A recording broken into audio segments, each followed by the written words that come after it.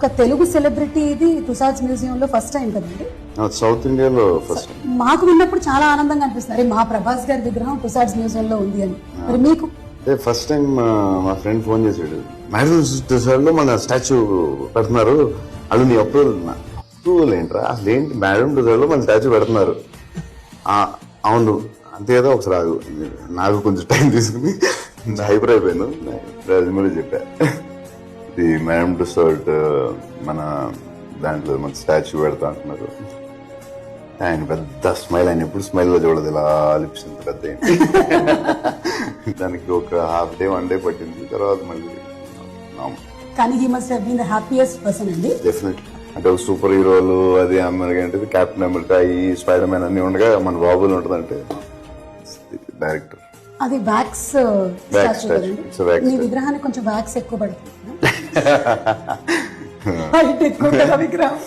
విగ్రహం కొలతలే తీసుకెళ్లారు, మరి వాళ్ళకి ఎంత పడుతుందో, మన అయితే డబ్బులు అడగట్లేదు ప్రాబ్లం.